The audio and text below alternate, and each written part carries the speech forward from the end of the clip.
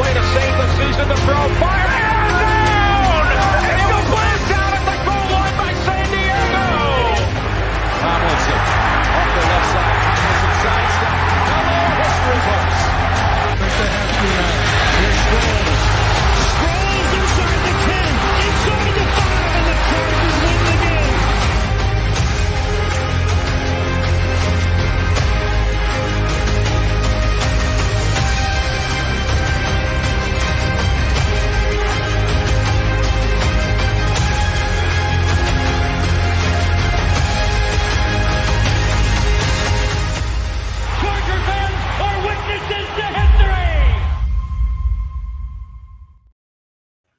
What's up, everybody? Welcome to another episode of After Hours. It's me, Jamie, and Craig here with you to talk about the Chargers' 20-10 loss to the Steelers. Another a tough loss on the road against a good football team. And here we are. So, Craig, how you doing? How's it going today?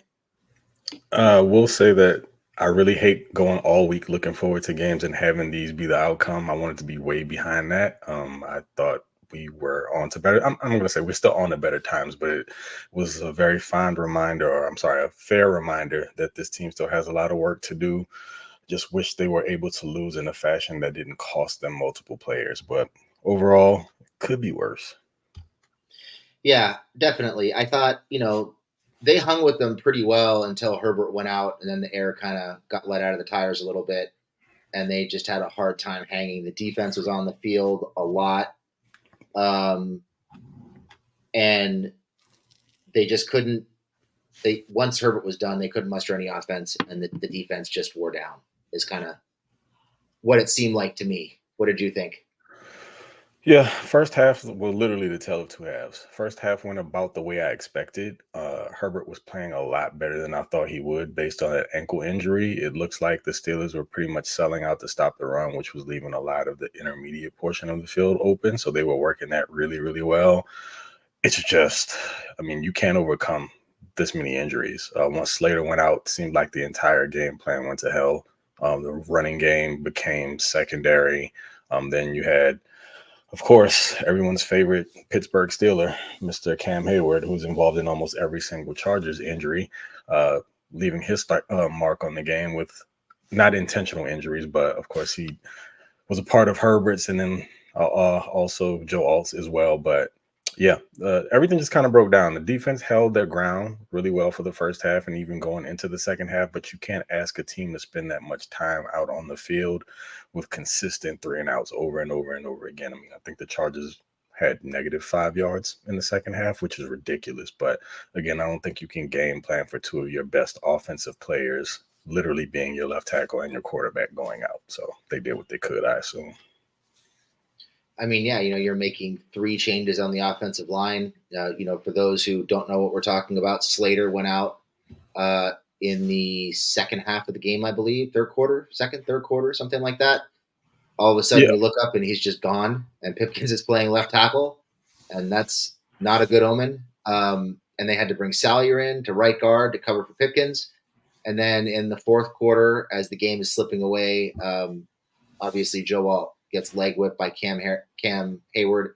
Not intentional. He was in the process of sacking Taylor Heineke, but as he's taking him down, he leg whips Joe Alt in the right knee and hyperextends his right knee from what it looked like. So hopefully he's okay. Didn't look very good the way his knee bent, but hopefully he's okay.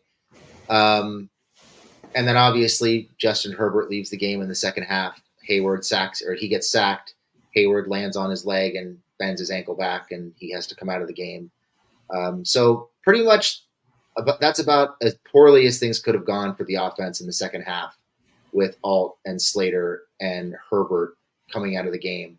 But I think before we get too much into the bad part of the game, which is the second half, we should talk about some of the positives in the first half, because I thought they actually played pretty well in the first half. The defense, for the most part, I thought controlled the line of scrimmage and covered extremely well in the first half. The offense didn't run the ball all that well. They had some flashes, but it wasn't as consistent as it has been in the first 2 games. But like Craig said, what we saw was the Chargers taking more intermediate shots. They ran more play action early in the game. They tried to get McConkey open in that 10 to 15-yard range. We saw the touchdown pass to Quentin Johnston, which was, not really a deep shot, but it was one of those cover 2 hole type throws between the corner and the safety up the sideline and cover 2, which was a nice play that goes for 6. So even though it didn't carry into the second half, I thought they were more willing to take shots in that intermediate range in the first half. It directly led to their first score. It set up the field goal. I thought Herbert looked much more comfortable throwing into those windows down the field than he did the first 2 weeks before he got hurt, which was a positive. Yeah, for sure. Especially in the passing game, that cover 2 shot, perfect play by Herbert, utilizing his eyes to kind of help the corner bite down on that flat route, opening up that gap in between the corner and the safety to attack his easy pitch and catch to QJ. So great play call, and also having somewhat of an effective, even though the running game wasn't tremendous, having it be a threat opens up opportunities like that, because the corners are always going to be looking down just to make sure that if they have to come down and drive hard on a run or short pass into the flat, that opens up that hole a little bit longer, or wider, should I say, in order to create a passing lane. But overall, just the offense in general in the first half, you really got the feeling that both Lad McConkey and QJ were going to have pretty big games the way things were going. I mean, they were rolling early on. They both ended up being the leading receivers for the game. Both had 44 yards receiving, ironically enough. But as far as the targets are concerned, just kind of all went out of the window going into the second half. But yeah, in the first half of the game, when I say that it kind of went according to the way that I thought it would, not necessarily how it happened in the passing game, but the fact that the offense was able to kind of enforce its will. It wasn't necessarily through the run game, but Pittsburgh was so preoccupied with the run that it opened up really nice passing lanes at the second level for the Chargers to attack. And Herbert was pretty on. I think he went 9 for 9 before he threw his first incompletion, something along those lines. So he was 10 for 10, if I'm not mistaken. It was something like that. Yeah, somewhere around there, man. I mean, he was over 100 yards passing, so he was really dialed in. Just didn't work out with all the injuries and everything that came later on. But in the first half, I'd say the offense held up pretty well, and I fully expected that if the game would continue to go the way it was, the running game was going to open up, because the Steelers were going to have to account for that passing game at some point. Just didn't work out that way. Yeah, QJ and Ladd both played well. We saw them make an effort to get Hayden Hurst involved, I should say, in the passing game at times. So those 3, I would say, were the 3 biggest beneficiaries of the passing they did do in the first half. Ladd looked really good. He ran several good routes. He was open quite a bit. Justin, you can see, is starting to trust him. He was anticipating him coming open and hitting him coming out of his breaks instead of waiting to see him open, which he was doing the first 2 weeks. And really, I mean, that first half, it was really a story of like inches. I mean, Justin narrowly misses a touchdown pass to Fehoko down in the red zone. He gets the pocket pushed back into his lap. He can't step into the throw, and he winds up overthrowing Fehoko. The ball sails on him. They miss, wind up settling for 3. And then that Hail Mary at the end of the first half with 1 second left. He throws a strike on a rope from the 50, 45, 50-yard line, something like that. And honestly, QJ and Fehoko were both right there, basically uncovered. Mm-hmm. Yeah, I mean, you never say this about a Hail Mary, but to me, I feel like that ball should have been caught.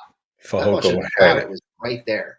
That's right. It almost looked as if he lost sight of the ball, because his hands were in a really weird position once the ball hit one of his hands. It didn't look like, it was almost like one of those sun is in my eyes situations where he tried to position his hands without being able to actually see the ball. Something about the way that he tried to catch it looked off. But to me, that definitely should have been a touchdown reception. And it wasn't just a clean 50-yard pass, man. He had to avoid pressure in the pocket, moved around a little bit, and still put that ball exactly where it needed to be. And you don't get opportunities like that very often. We're talking about, if he hauls that ball in, it's probably a very different looking game going into the second half. Of course, the injuries probably still happen, so can't account for that. But overall, yeah, first half passing game was super efficient. Justin Herbert was making it happen. Ladd even after the catch, looked really good. So this was kind of that game where I was anticipating maybe he stepped it up a little bit, but you can see the passing game starting to develop. It's a shame that now we've hit a little bit of a bump in the road, because I would love to see how that would have extended going into next week. Now it looks like we may have to wait a bit longer. Yeah. It's a tough way to lose, right? They were in that game the whole way. They really battled. And really what it came down to was the defense, which carried them for the first two games, I thought got tired, and they also got sloppy, and they kind of lost track of their discipline. That the field goal there in the fourth quarter was really just a result of the defense getting sloppy. Face mask penalties, pass interference penalties, taking away sacks. I think they had like 4 or 5 penalties on that one drive that wound up getting the Steelers into field goal range for like 30 or 45 yards, something along those lines. And they haven't done that through the first 2 games, really. The defense has been clean. So kind of uncharacteristic, based on what we're used to seeing from them. It'd be easy to point to that and say, oh, they charged the game away because they got sloppy there at the end and made some mistakes that led to points. But these things happen. You're on the field a lot. I haven't looked at the time of possession, but I would venture to guess the Steelers were probably on the field for 20 plus minutes in the second half. Oh, yeah, easily. Neither have I. You talked about it a bit. As far as discipline is concerned, they essentially ushered the Steelers into points on that third. I think it was like the Steelers' third possession of the second half. Some of those calls, particularly the one against Khalil Mack for the roughing penalty, was a little questionable because he got shoved. I know that his arm came down and hit the quarterback, I guess, in the head, but it wasn't like a free rush towards the quarterback and he just tomahawked him. There was a push from the side of the back of one of the offensive linemen that helped guide him into that actual contact. But the refs, they just weren't having any of it today. They were calling pretty much all of it. And unfortunately, it helped give the Steelers free yardage. And in a game like this that comes down to field position and time of possession, it's just not something that you can have. The other thing, too, is their touchdown, the long touchdown to Calvin Austin, former lightning round draft favorite Calvin Austin. It looked to me like Gilman had a beat on that. I thought he read it well. He broke on it really well. It looked like he had it. And then at the last second, he changes directions and comes downhill towards the tight end instead of just breaking on the football. It was kind of a weird development the way it went, because I thought he had it the whole way. And all of a sudden he turns his head and he breaks back towards the line of scrimmage. If he just keeps going in the direction he's going, he at least knocks that pass down, if not picks it off. It's so weird. It looked like he hesitated, which isn't an Alohi Gilman thing. Typically, he reads and he goes. And that's one of the things that's made him so successful the last couple of years, is being a playmaker with the balls in the air and creating these turnovers, is that he very rarely hesitates. It looked almost like a cover one under, where the safety opposite him played like the deep single half or deep single third, and he came down and buzzed over the middle. It was basically the perfect play call for that offensive play for the crosser, because it's supposed to make the quarterback either throw into him buzzing into the middle or hesitate with the throw and delay it. Maybe helps the pressure get to him to create a sack or at least force him off his spot. And if Alohi just keeps driving downhill, he at the very least breaks that off. At best, he picks that off and houses it the other direction. So I've not really seen him play with any level of hesitancy specifically in that way. But yeah, it cost him big, because that play pretty much busted the game wide open. And from that point on, it was done. Who did you think played well today? Mentioned it early on, the receivers for the most part. I would say, definitely QJ and Ladd. But other than that, believe it or not, even though he had a really bad penalty for, I want to say, unsportsmanlike conduct, Derwin James played pretty good to me today. He looked almost like old Derwin, playing with the same aggression. He had some pretty hard hits. Unfortunately, one did cost him. He ducked his head down into a receiver, which he's just not going to get away with that. They're looking for it. You can almost be a victim of having an offensive player duck their head. But if you do it at all, you're going to get called for it. If you create helmet-to-helmet contact, doesn't matter if the offensive player ducks their head at all. If you leave with the crown of your helmet whatsoever, it's pretty much done for you. But him coming downhill, he had a really nice play for a loss of yardage where he screamed downhill into the backfield, didn't hesitate, made a really clean tackle. Felt like he's starting to kind of come back into form that Derwin we knew and love. It's not creating as much in the way of turnovers, but he did also have a sack after that penalty that he acquired in the secondary or ran himself into. But I will say that he's starting to look like what we're used to from Derwin. Other than him, it was a lot of, I would say, a little back and forth between players. There were instances where Santi Samuel Jr. played some really good defense and played sticky coverage. There was others where he missed tackles in the open field. It's not always great because, especially when you're playing to the field and you get a wide throw out there and it's just you and the wide receiver, you have to be able to make that tackle or at least slow them down until the rest of pursuit catches up. He got beat for a really big play because of the missed tackle, but he also had some really nice pass breakups and some really good coverage out there. So it was a back and forth game for him. So, there were some guys that did some nice stuff here and there, but as far as just overall consistency, I would say that I'm still going to have to lean towards Lag and QJ, even though it was more first half stuff than anything. Who do you have? I agree with you on Lag and QJ. I thought Dion Henley played well today. He was all over the field. Had a bunch of tackles, had some tackles for loss, just really decisive physical tackling, coming downhill, lots of plays right around the line of scrimmage. So I thought he played really well. Actually, I would say for the most part, the linebackers in general played pretty well. Fulton, I thought, had another solid game. I only remember him giving up one catch, and it was on a cover 2 situation where they made a completion to Pickens down the sideline between him and the safety. So not really on him. And who else? Alt was playing well before he got hurt. At one point, he had not given up a sack or a pressure to TJ Watt, according to CBS's stats, which I'm not sure I agree with, but that's the stat they had. Yeah, that one's questionable. Trying to think of who else. Derwin was a good one. I thought Derwin looked more explosive today, more decisive. Seemed like he wasn't thinking as much. He almost came up with an interception. He had a great play on like a post or a slant route in the middle of the field where he let the tight end get inside of him and then he broke on the ball. I think it was a tight end. Fryermuth, maybe? I'm trying to remember. I can't remember who it was, but he saw the play coming, broke on it, and he was in position to pick it off, but Fields put the ball right on whoever it was he was defending, like low and away to where he couldn't get to it, and they wound up completing it. But Derwin had a couple tackles for loss. He had a sack. He was kind of all over the place, impacting the game without forcing turnovers. So that was good to see.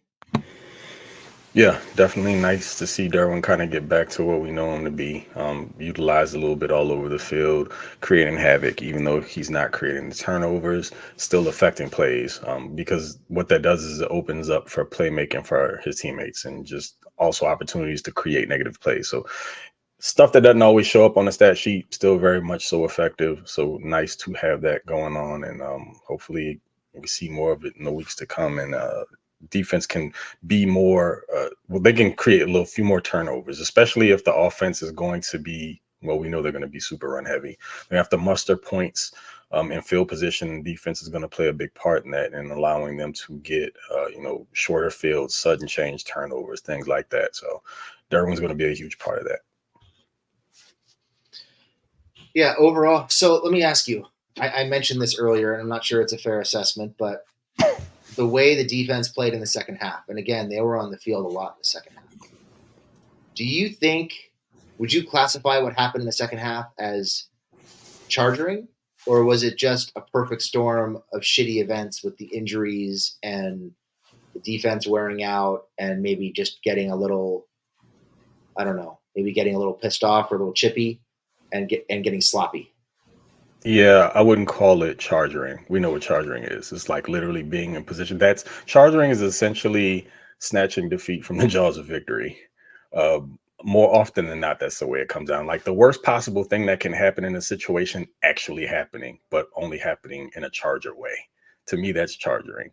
That's not what today was. It was literally the perfect storm. It's like I mentioned, and we were chatting a little bit before we started the show. The truth of the matter is, man, I don't know if you have a game plan for losing two of the most vital pieces of your offense, having to replace them, shuffle the offensive line because man, Trey Pipkins didn't start off at left tackle. They threw who was that they threw in there? Was it Jamari Sawyer? They put Sawyer in there and he gave up a sack. Then they kicked Pipkins over there, and we basically got strapped to a chair with like our eyelids taped open and forced to relive some of what felt like a mixtape of his worst possible reps.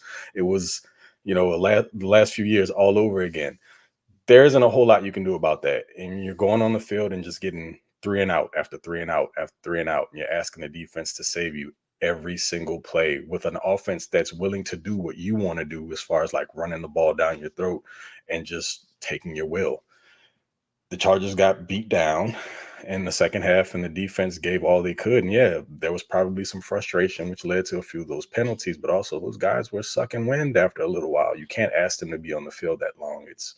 It's a tall task to try to go up against an offense that wants to do, like I said, exactly what you want to do on the ground. And the Steelers were able to execute it. As you can see, I don't think the Steelers had 40 yards rushing until the fourth quarter. And then they started to bust things open in the third quarter going into the fourth. So that's a lot to ask of your defense. But in no way, in my opinion, is this charging. Yeah, I just think they ran into a really shitty situation. All those injuries on offense just sucked the wind out of the offensive game plan. I mean, like you said, you can't plan for having to make 3 changes on the offensive line in a span of like 2 series in one game. There's no game plan for that. So it kind of, I mean, you kind of knew what was going to happen. Once Herbert and Slater and Alt got hurt, certainly Herbert and Slater, kind of knew things were going downhill. They couldn't protect. The Steelers started bringing more blitzes. They were winning up front. They just had they got up 13-10 and it was like they can't move the ball. Yeah, they pinned their ears back and they were just coming. Well, I have a quick question for you now. We're talking about it. Like, I know that we keep mentioning all the injuries and how it affected the offense, and this might actually be somewhat of a leading question, but do you think the passing game, like the quick passing game, should have become more of an option at that point? Like a few more screens, something to get the ball out of Heineke's hands to the receivers and give them an opportunity to make something happen after the catch? Because I feel like Roman didn't really explore that very much after the injuries started to, I guess, cascade. I think that's fair. I mean, you have to change what you're doing. 1, when it's not working, and 2, when you've got 3 new offensive linemen on the field together. So I think, certainly the quick passing game. Some bubble screens, some smoke screens, things like that. Getting the ball into QJ's hands early in the rep and letting him try to create. Maybe doing the same thing with Ladd, seeing if he can make some people miss. Maybe a little tight end screen here and there. Something other than dropping Heineke back 7-8 yards and trying to be a pocket passer. They could have done more to help him. I think that's certainly a fair point. I mean, there were only, I think, between both Dobbins and Gus Edwards, 18 total rush attempts for the game, which once I saw that blew my mind. I didn't realize it was that few. And of course, the majority of those went to JK. He had 15. So there was no real running game to speak of, especially into the second half. And when you consider the fact that the game was still very close, I'm a little confused as to why they wouldn't at least try a little bit more with the running game. I know you probably feel a little less confident once you have to move guys around and you don't want to end up behind the sticks and down in distance and then forcing Heineke into these third and long scenarios. But I don't think you can just completely give up on your bread and butter like that. Yeah, certainly in a close game, right? I mean, they're down 3 on the road. You got your backup quarterback in. I think they were trying to run the ball on first down and kind of running into a brick wall and finding themselves in second and long and third and long. when they did pass on third down, they found themselves in 2nd and 18 an awful lot, it seemed like. So they needed to do something to get the ball out of Heineke's hands a little faster. I don't know if halfback screens would have worked. I don't think that anything that's kind of slow developing that needs a little bit of time would have worked. And I don't know that you want to turn any of their pass rushers free to get upfield to set up a screen either. So I'm not sure how well that works, but some slants, some screens, just some manufactured touches for the wide receiver in the short passing game, I think could have helped possibly ease some of the difficulties they were having.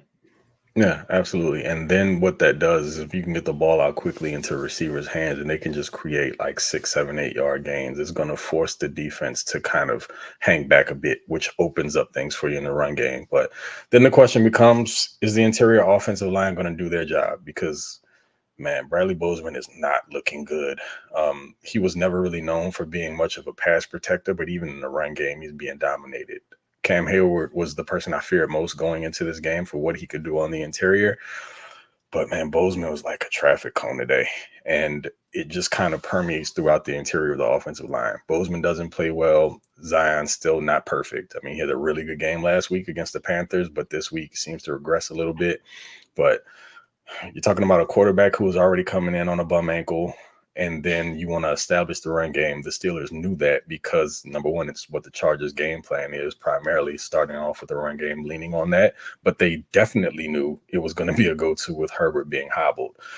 You got to have better interior offensive line play. And I think that they're going to have to maybe be some adjustments made here going into the bye.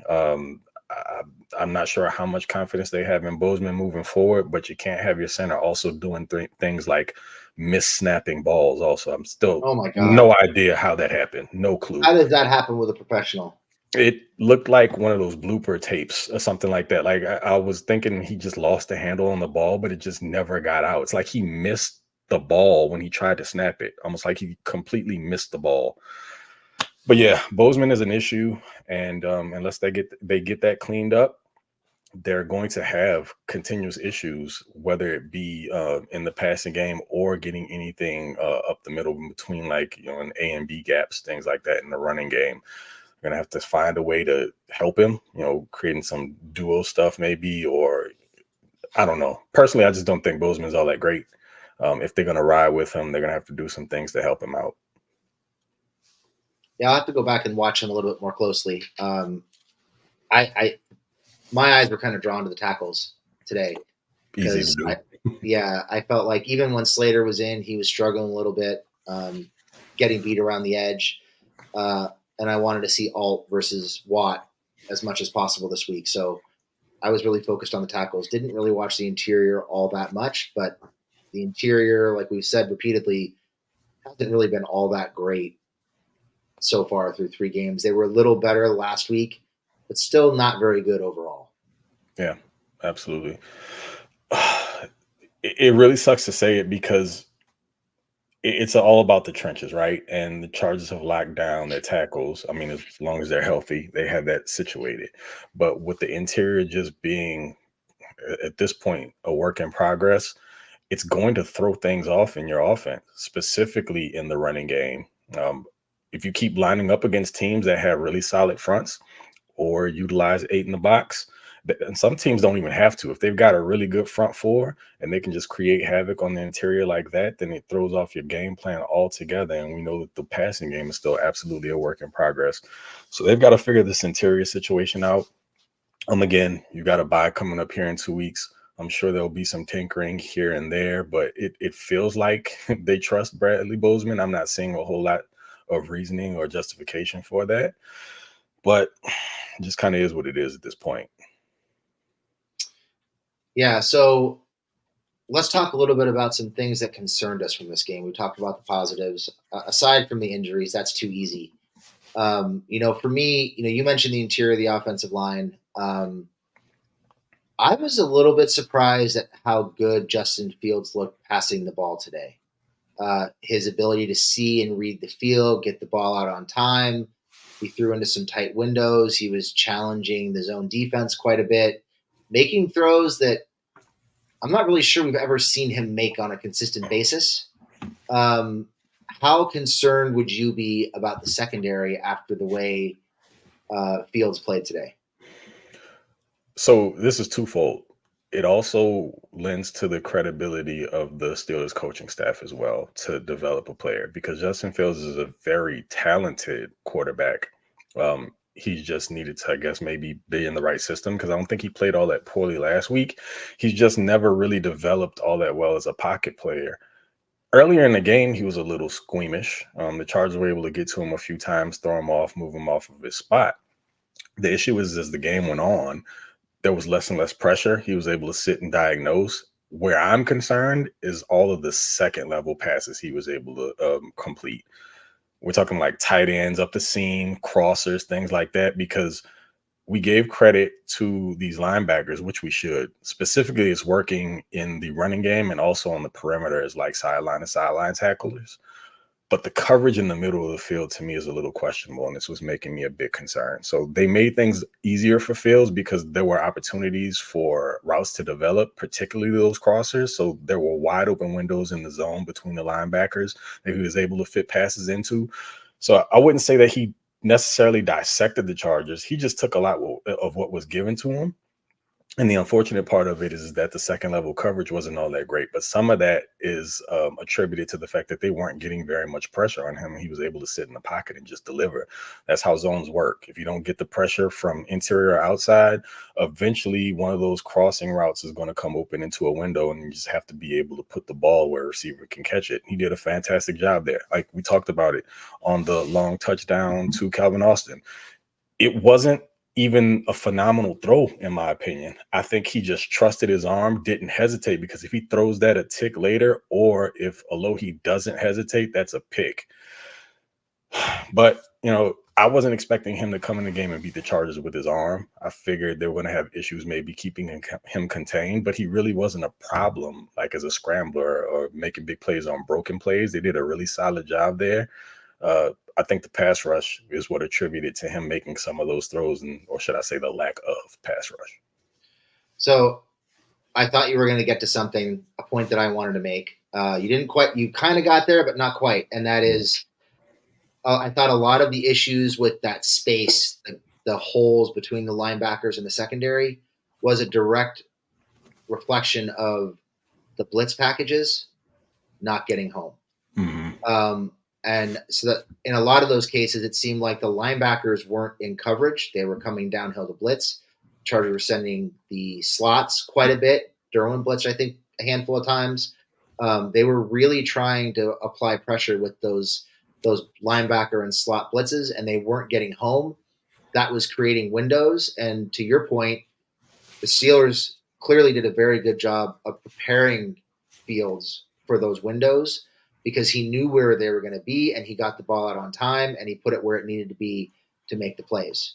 So I think it was kind of twofold. I think a lot of it was they were blitzing, and they just weren't getting home. And when you blitz and you don't get home, you get burned. And they're probably fortunate they didn't give up more like big play type touchdowns because they weren't getting home with the blitzes. But also the Steelers coaching staff deserves a lot of credit, especially, Arthur Smith's taken a lot of shit for the work he did or didn't do in Atlanta.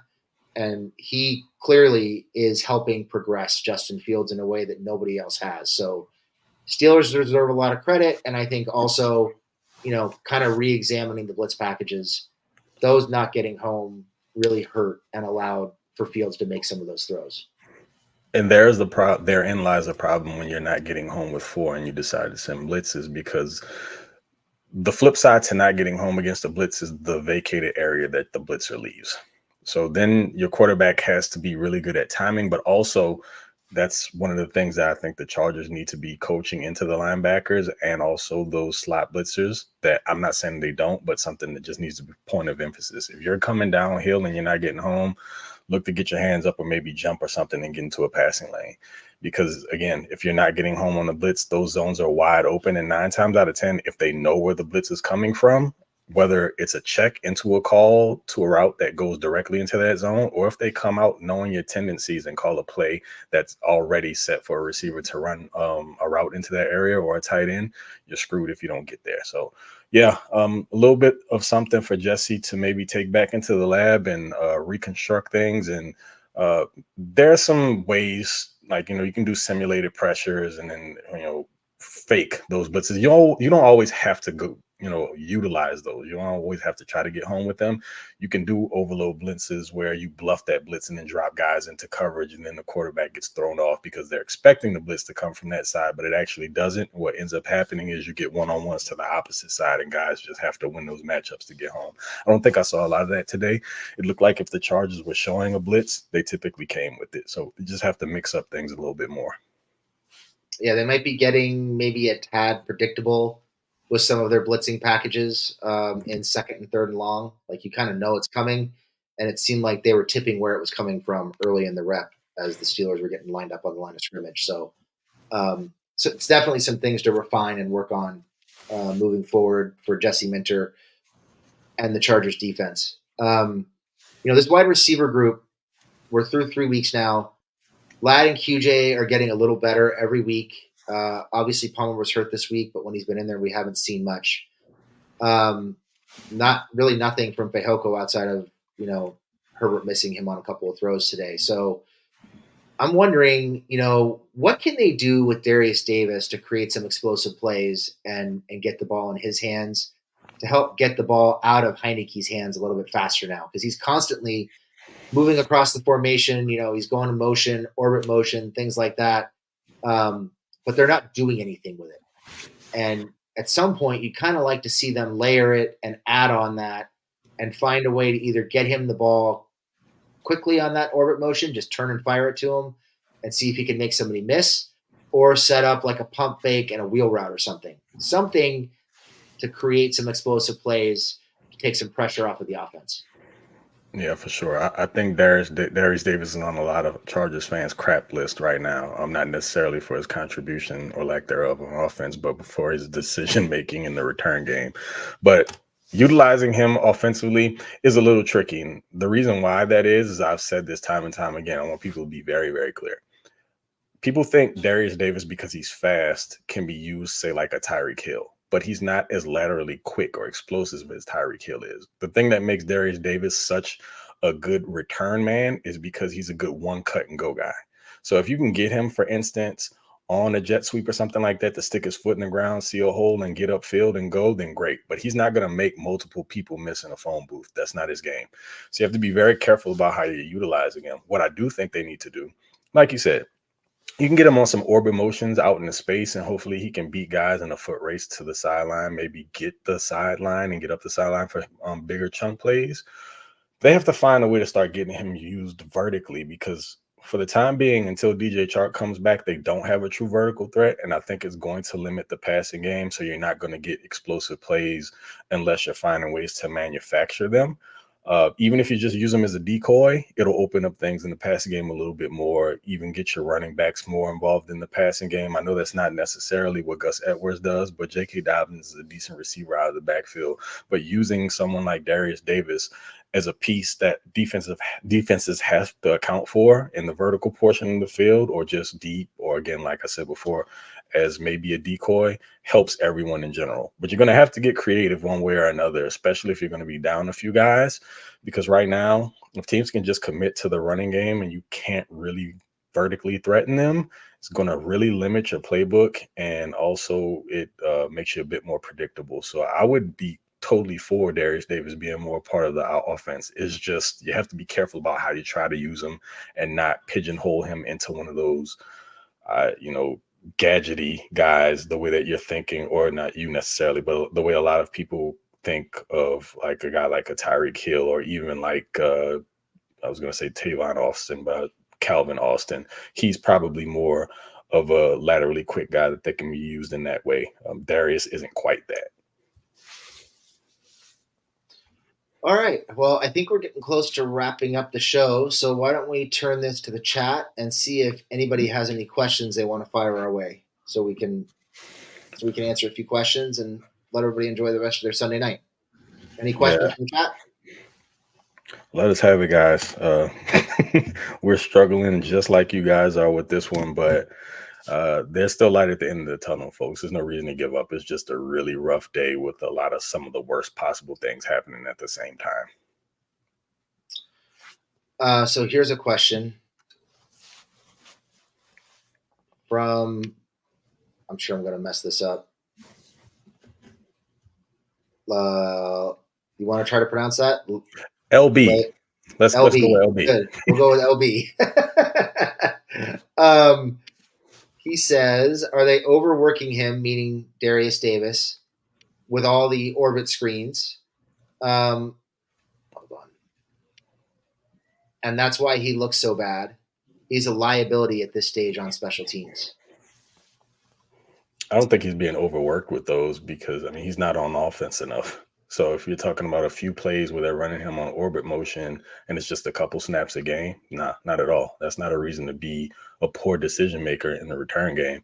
Like, nothing about running around on offense for a few plays should determine whether or not you bring in a ball out of the end zone 5 yards deep when your fellow return man's telling you that, hey, no, don't do this. And you just decide to turn a blind eye and only get 15, 20 yards anyway.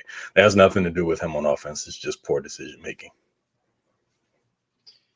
Yeah, he's just my guess is he knows the offense is struggling and he's just trying to do too much, trying to make big plays where they aren't necessarily there. That's my guess. I don't like some of his decision making for sure. He's caught a couple punts inside the 10-yard line lately. Had a fumble that he was lucky to have called back last week on a muff punt.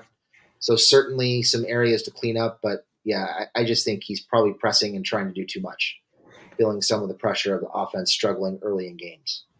There's also scenarios like today. I can't remember when it happened. It might have been like on his second return opportunity in the punt game where he had some space to maybe return the ball and he just chose to fair catch it. And in a game like this where field position was going to be everything, well, at least it seemed to be the case early on, you got to take those opportunities. He wasn't in any danger of, potentially losing yards or having a very difficult return. It just looked like he resigned to just taking a fair catch and letting the offense work from a less than advantageous point on the field. Maybe losing track of where he is on the field at times? Potentially.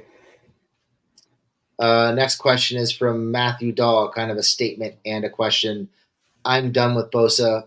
What do you guys think? For me, I thought at times last year that Bosa might retire. They were offered a 4th-round pick by the Ravens at the deadline last year for Joey Bosa, and Telesco decided not to do that.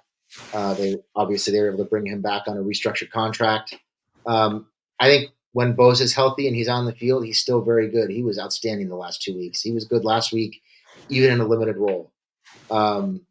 Sounds like he's got like a hip pointer or something along those lines, and he just aggravated it. So these things happen, but that's why they added to the edge room by bringing in Bud Dupree. They drafted Tui last year, so they have the pieces to be able to sustain without him.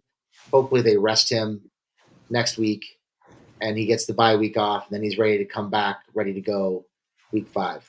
What do you think, Craig? Yeah, he's been a really difficult player to watch for the last few years because, when he's on the field and he's on it, he's one of the best to do it. The problem has just been availability. So that's where the frustration is coming in. And even in seasons past, there have been a lot of poor decisions made on the field that have affected the team where, he's taking bad penalties, losing control of his emotions on the field. But I've not seen any of that this season. It's just crap luck with injuries. And yeah, we talked about this in the last few years. Joey's at times been a guy who's talked like football isn't the end all be all for him. He definitely loves it.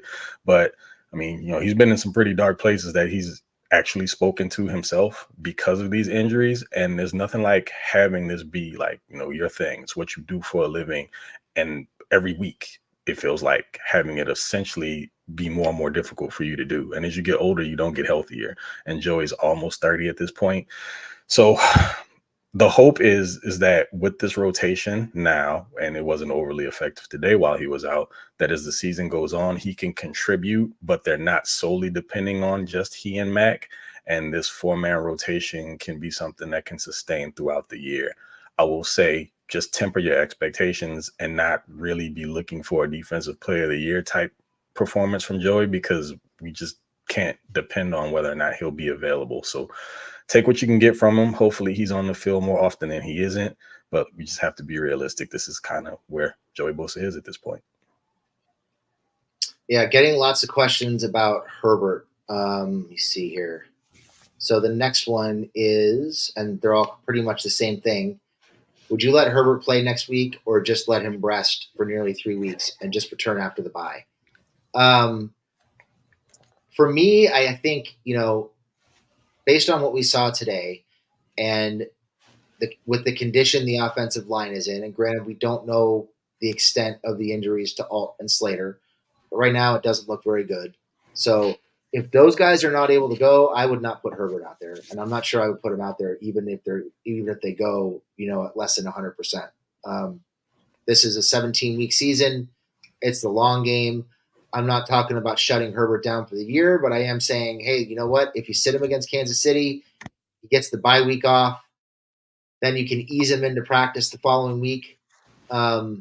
That's not such a bad thing, because you want him to be healthy at the end of the year, and you want this team to be in a position to peak in November and December, not in September and October. So I think that's a good idea. It's something that I think the coaching staff should certainly look at. You never want to set the team up to lose, but you also don't want to set yourself up to lose your star quarterback in week 3 and not have him because you ran him out there again in week 4, and now that high ankle sprain is, who knows what. This is the long game versus instant gratification. So as Chargers fans, I want to make a request that everyone just kind of think about things in that perspective. What good does it to this team to try Justin Herbert out there next week with a less than healthy offensive line? We don't know who's going to be available. Let me start off by saying this. First and foremost, if there's no Rashawn Slater and a hobbled Joe Alt, I'm not putting Justin Herbert out there, especially with the issues that they already have on the interior. What do you think is going to come from that? You only open him up for further in situations to where he could potentially worsen that injury. And it's a high ankle sprain. Those things are no joke. You got to get as much rest as you can on it. And also consider this. It is a division game. If you lose it, you're 1-1 in the division as of right now. If I'm not mistaken, the Raiders were getting housed by the Panthers a short while ago. So again, it's looking at playing the long game. There's an opportunity here to get Herbert the type of rest that he needs to where he can improve and be more of a viable option. And you absolutely need him. He's the key to your offense, regardless as to whether or not you're a quote unquote run first team. 10 definitely makes the offense go, because if the run game runs into a wall, you've still got an elite passer that can help pull you out of those holes.